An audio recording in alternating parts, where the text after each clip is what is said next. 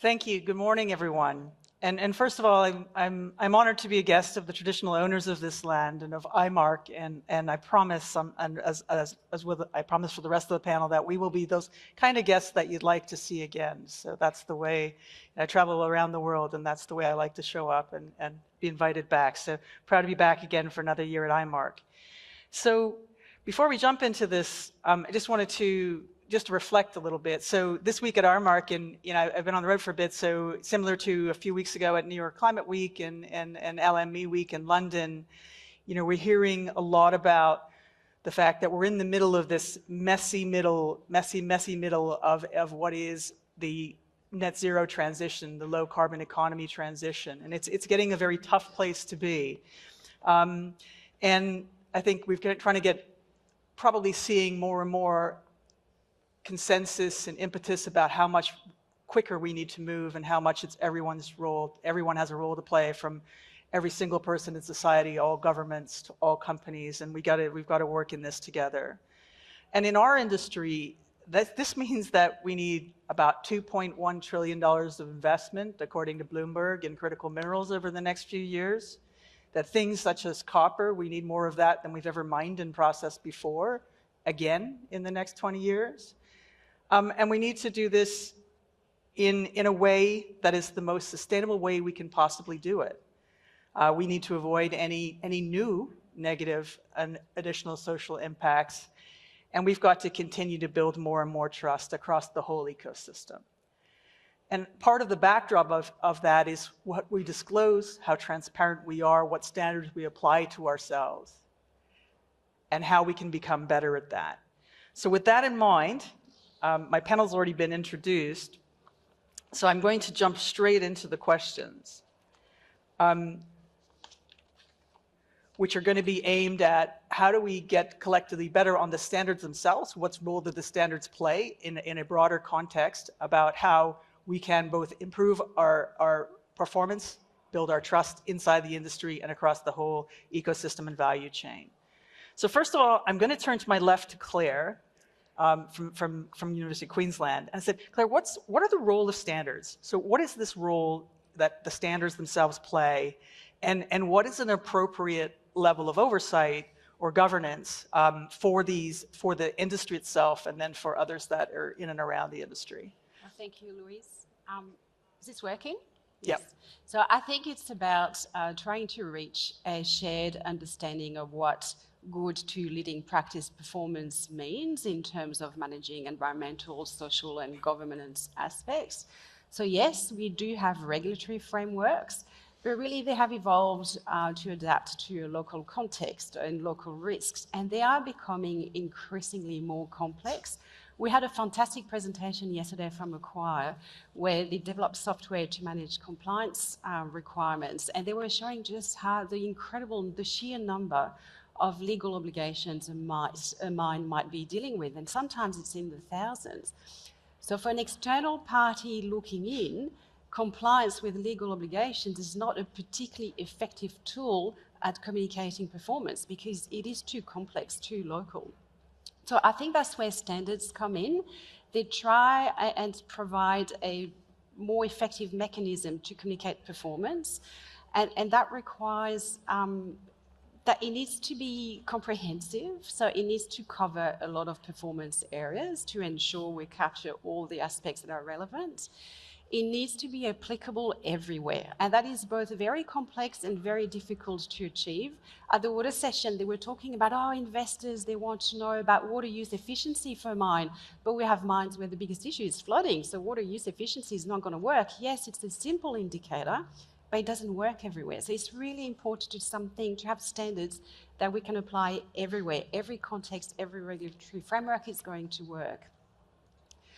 And also, so that's hence it needs to be comprehensive, but it needs to be applicable at the level of the facility of the mine, because that means we truly capture the work the mines have to do, and it can assist with dismissing claims of greenwashing as well. If you truly represent the work mines do, no, it's not greenwashing, this is truly performance driven.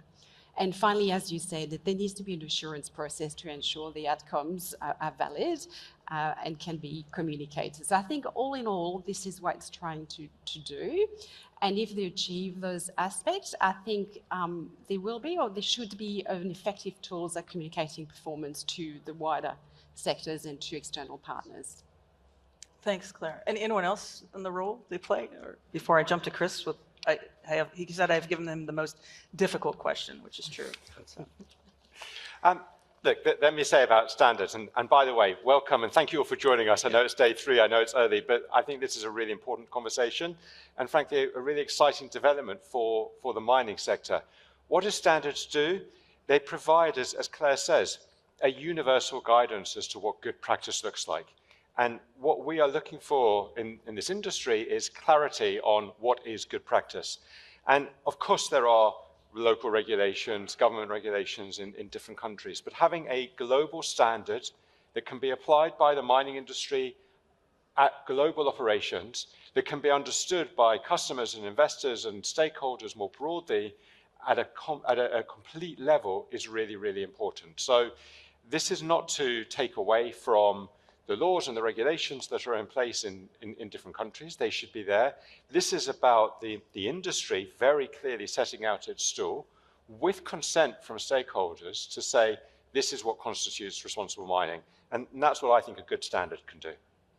Great. And I might just add as well, welcome all. I might just add as well, it's also about the things that can't be regulated, the way we manage things, the actions we take to build relationships, the actions we take to ensure that we're operating ethically, morally, and the like, to build that trust. It's the things that can't be imposed upon or necessarily regulated, the industry regulated for. The second piece, it's worth noting, is through simplification, of course, comes greater efficiency in the way that we operate. So companies can spend their time doing the things that matter, which is, on-ground performance, as on-ground relationships, working with your communities, versus reporting. And the danger in that, of course, everything becomes a tick-the-box exercise. Very good. And noting, you stressed on simplification there. So it's one of the things, if I go back to where Claire started, the regulatory landscape is complex and local. And so it's important that the standards landscape becomes more simplistic and efficient. And so, Terry, you've been working very hard behind the scenes with the ICMM as in your role as World Gold Council, and the ICMM and MAC, the Mining Associations of Canada towards Sustainable Mining and CopperMark, and you've now consolidated a standard that you've just released for comment. What was the motivation behind all that? Very simply, simplification. The standards landscape, as I'm sure everybody in this room is aware, had just got overly complex. For the best of intentions, for the best of reasons, we've seen a number of industry-led standards develop and advance. Sometimes they're specific for a particular commodity. World Gold Council's Responsible Gold Mining Principles is a good example of that. Sometimes they've been developed in a particular geographic context, Mining Association of Canada towards sustainable mining, albeit that has increasingly diversified and been adopted by countries around the world, including in Australia, and Chris can speak to the Minerals Council of Australia and their adoption of TSM. But you have this long list of standards, and again, all good, but confusing. And so the conversation started actually a few years ago between a few of the organizations that have been the standard setters, including the World Gold Council, including, as you say, the International Council of Mining and Metals, Mining Association of Canada, and CopperMark, to say, what can we do to simplify this landscape, to make it easier for, of course, the customers and investors, and importantly, communities and other stakeholders at and around the mine site, but frankly, also for the mining companies and for the mining industry. What can we do to make it simpler so that everybody can understand what constitutes responsible mining?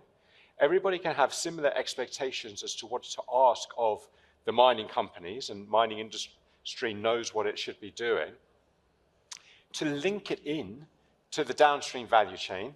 And that's a really important aspect of how we're advancing the thinking in this, to make sure that the metals and minerals that are produced in conformance with this standard are supporting the downstream value chain, And how can we bring this together to simplify the landscape, to support and encourage responsible mining, by which we mean impact at scale, and including the members of the associations that are involved, but also designing this in a way that it can be larger, that it can spread out and can bring in other mining companies into the fold and therefore encourage responsible mining. And so be a single standard that everybody can understand. And that really is what we've been working towards. It's had its fair share of challenges. As much as we've all been really well intended in what we're doing, the four partners that are coming together, each of their standards and the way in which our particular framework operates is a little bit different. And so we've all had to think about that. We really have adopted an approach of building on the best of each of the existing four approaches. We've been incredibly fortunate to have great input and engagement with a stakeholder advisory group, and Claire has been part of that, and my thanks to Claire and everybody else that's served on that. And we're now at this really exciting point of taking this out to public consultation and really looking for input. And my main message today is we want to hear back from people. Go to miningstandardinitiative.org and give us your feedback. We want to hear, are we landing this in the right place? Have our efforts to what we think has sort of hopefully got to a pretty good place in setting out a new consolidated standard. Is that robust? Does it satisfy the needs of all stakeholders, including industry, but obviously including local stakeholders, the international organizations, investors? Are we on the right track? And that's really where we are right now. Very good, very good. Thank you, Terry. And just in terms of the consolidated standards, so Claire, you played a role in that. So that can't be easy. I mean, and that's exactly the point I wanted to raise. Do not underestimate the complexity of trying to develop this simplified version. It was a lot of work. And as Terry said, there was an industry advisory group. And that's really important, the feedback from industry, because eventually they're the ones who are going to have to implement it. So we need to make sure it's actually feasible to meet the requirements from the standard. And the stakeholder advisory group that brought a diversity of perspective to that standard and bringing all that feedback together just on the standard itself and its number of performance area was an enormous amount of work. And the numbers are impressive. I think they received, correct me if I'm wrong, 2,000 comments on the first version and 1,700 comments on the second version. So a lot of work. And down to, which word should we use here? Because if I use that word in that context, it's going to mean something different to another committee. So there's a lot of complexity in just getting the wording right of that standard. It required an enormous amount of input from a range of different people with different perspectives, yes. And that's just the standard itself. And then there was the insurance process and the governance model. I'm sure we'll talk about that, but that generated an enormous amount of conversations. Yeah. And I'd just add that we've done our best to ensure that those groups that have advised the back-end process that occurs prior to public consultation, the development of the standard, representative geographies, companies, associations, obviously our stakeholders, Claire being one, to ensure that we are getting global input. This isn't North-centric or a particular region-centric standard. This is something that does have global input. And I just add as well, the MCA is working with the partners, so we're very, very supportive, hugely supportive of the initiative, a very vested interest in the initiative as a TSM partner association. So ensuring that Australian voices is in the room as well. Very good. So at ERM, we have a sustainable mining framework that we developed, co-created around the world with so many different groups over the years, but we call it the mine we all want to see. And it gets at those real important pieces that everyone wants to see, no matter where you exist in the broader ecosystem, and all stakeholders can understand. And I think getting the standards themselves to that level where it becomes very clear, we're going to get human rights right, we're going to get water right, we're going to get the engagement right. I think it's so absolutely critical. Claire, you touched a little bit on the assurance processes and other behind it, because that is complex. I mean, these are, we heard throughout the week, these are not financial numbers. This is not a financial auditor. This is people that you need to understand what this really means and what it actually links to deliver value back to the company that's implementing them. So can you touch a little bit on that? process Yes. for us? And So from a personal perspective, the first time the document describing the assurance process landed on my desk, I thought, oh, wow, this is really impressive. And I do want to recognise the amount of work the partners put in, because all the documents the stakeholder advisory group were provided were of a high quality by the time they landed on our desk. So they really capitalised on us, not just to do the nitty-gritty, but just to provide the valuable comments and not waste our time. And they did an enormous amount of work. We had a lot of discussion. This is obviously a big undertaking, that assurance process. We all know what an audit is like on a mine site, and there are a lot of performance areas to cover. So it's going to be a big piece of work. Discussions about how often it might occur and what happens in between, and that was all discussed. So the advisor groups, we also thought about how do we make this effective? What can we provide that's going to make this a reasonably smooth process? Because we don't want to scare people off. We want industry to embrace this. And if you make the assurance process way too complicated, takes way too long, too hard to set up, obviously it's going to be difficult for industry to embrace it. So it's finding that sweet spot between having a very strong, solid assurance process, but not making it such an amount of work that no one wants to actually implement it. So the document is really strong, and trying to be clear about the sort of capability and skills that might be required to ensure this is as smooth a process as it can be. yeah. And if I can just speak a little more to that, a key initiative, a key aim of what we're trying to do is, to Claire's point, to make this widespread, to bring in all parts of the mining industry. And there are a few design choices that have been considered as part of that. And in particular, thinking about staggered performance and setting out performance areas at foundational, at good practice, at leading practice. And that's a departure from the way that we previously have done it at the World Gold Council and the Responsible Gold Mining Principles. But what it does is it allows companies to get started on the journey. And I think that's really important, especially for smaller, mid-tier, junior companies.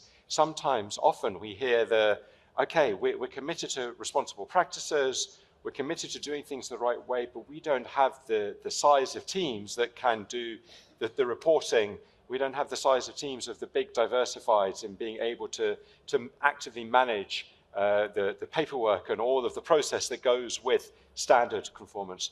And what we really want to do is bring those companies with and bring them on that journey and provide an entry point. And that entry point is foundational practice. And I would say to any mining company in the room, you should absolutely be looking at the standard and going, yeah, I can get to foundational practice and I want to get to foundational practice, because it demonstrates intent and it demonstrates that commitment to responsible practices. And over time, there can be improvements and companies might move up the scale, and over time, I hope we'll move up the scale. But we need to be realistic. Leading is leading, and there will only be a few companies at leading.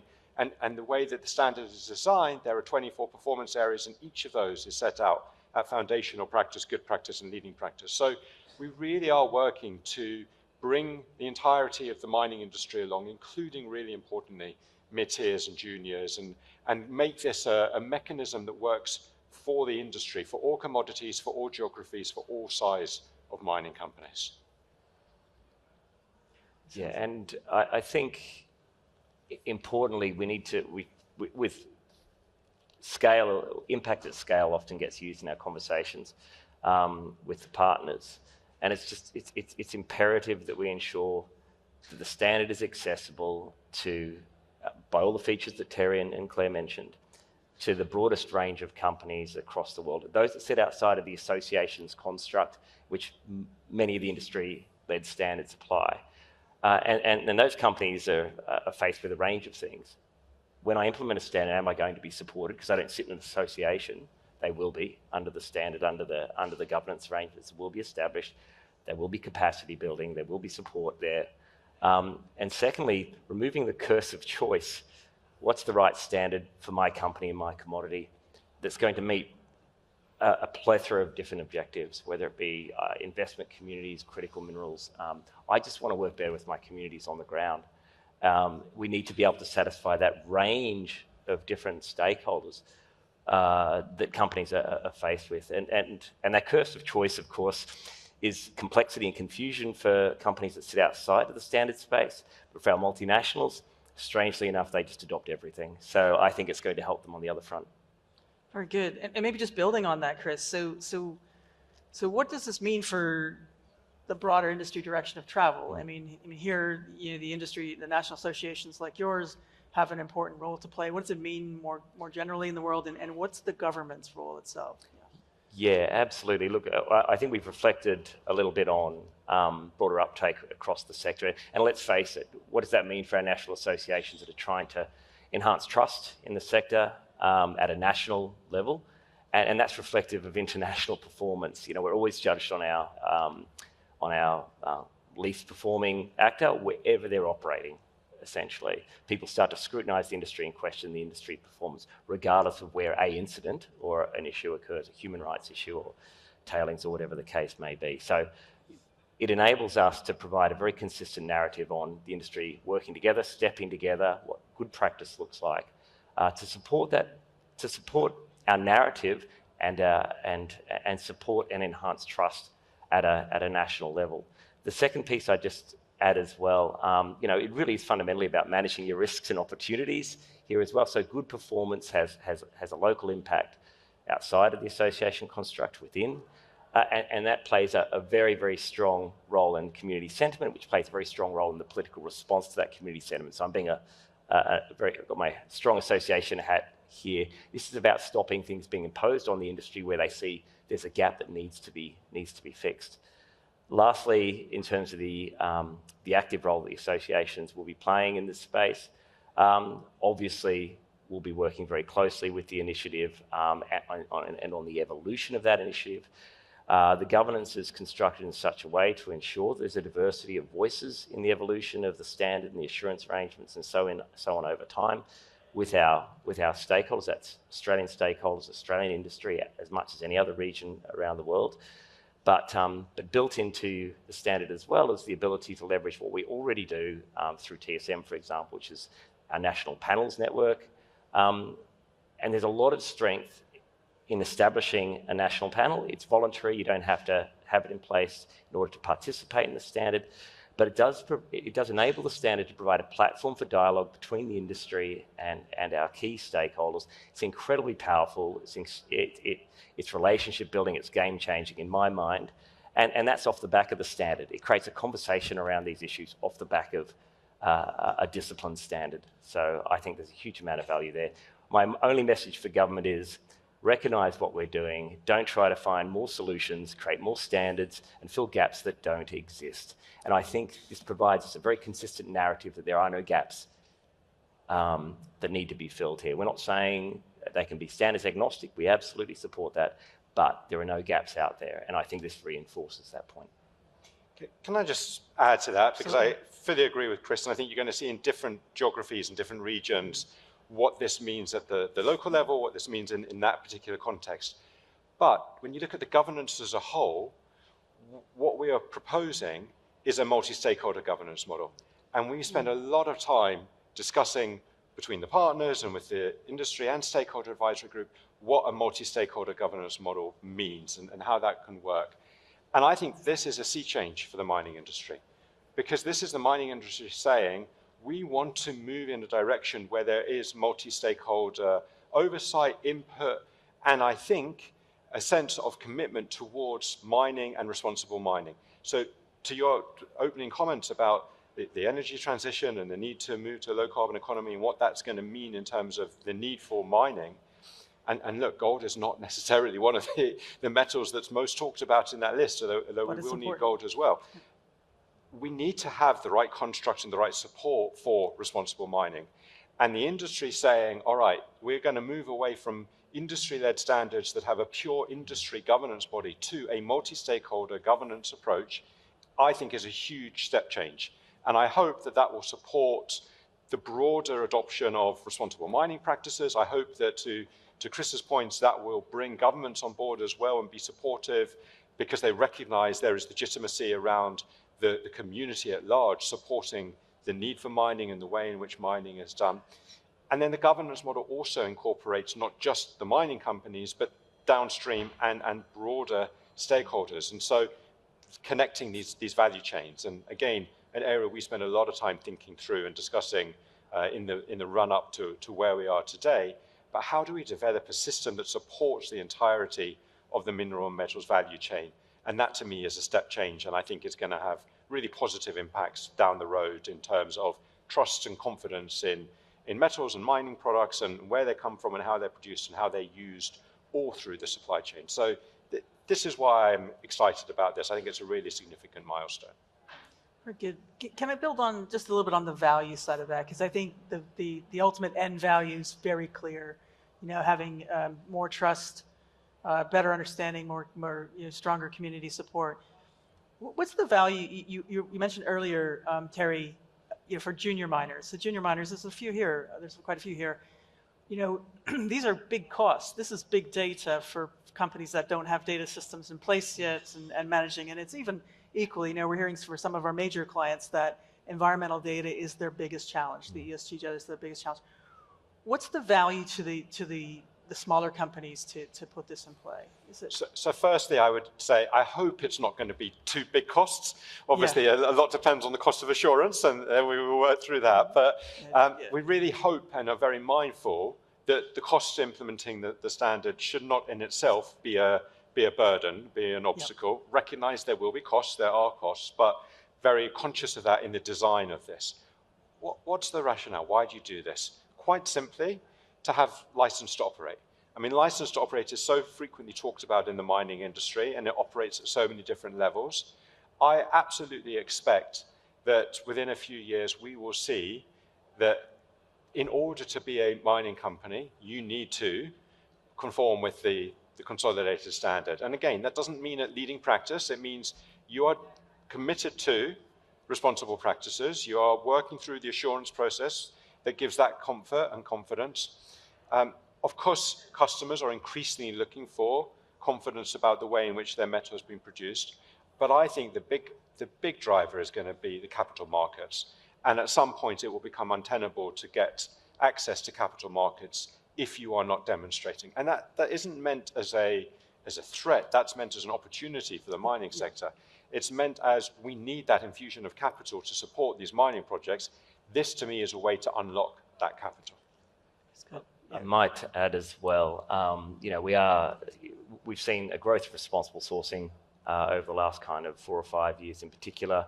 There's a strong focus on value chain as a key component, integral to the consolidated standard, which I think is a real game changer, as Terry alluded to before. It's going to become increasingly, I mean, it's blind Freddie can see, this is going to be about market access in the future. It's going to be about trade, market access. Governments are already circling on what a reliable, secure supply looks like, and that's a reliable, secure supply that manages risks, understands its risks and manages those risks effectively. And perhaps at a facility level, because this is a facility level standard, it's just about what happens on the site. It is about managing those key things that keep your operation ticking over. It's about ensuring we work towards zero harm on safety and health. It's about ensuring we manage our environmental performance and our social impacts effectively. It's about ensuring that we work with our communities effectively. All these things ensure that you're able to continue to operate.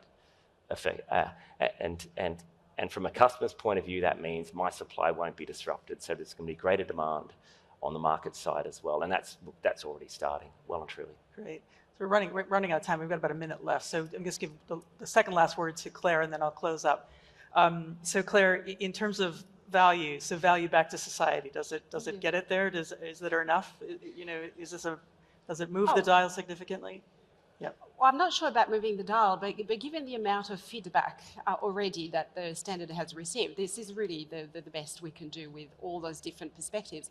And I have to say, a big lesson for me, coming, you know, with an environmental background, environmental science background, was to realize just how loud the voices were from the supply chain actors, right? So there's something I had completely underestimated. And the standards does try to capture those points of view. So because it brings all these perspectives, I do think it's the best we're going to be achieved in a way it captures everybody's point of view and needs and requirements. Absolutely, great. So fantastic. So I think we're starting to grasp, and what's the topic of the rest of this morning in this plenary session is sustainability disclosure. It's much more than a compliance exercise. It is about building trust. It is about having better, safer more efficient operations. And this is just simply a part that helps to pull some of those things together. And just on your comment there, Terry, the implementation cost, it will depend on having, you know, the right people helping you understand all that and helping you through and understanding getting your data accessible and how you keep that all thing. So it's really an opportunity, I think, for all of the industry companies to get aligned and saying, hey, what's really important, and not try to boil the ocean, but tackle it one at a time and come down. So thank you very much. Appreciate the lively discussion. Good luck. And Terry, last plug for where to put the comments. Miningstandardinitiative.org. Great. Okay. Please. Thank you all. Yeah. Love to hear from you. Open for comments, and yeah, keen to get your input. Great. Thanks very much, all.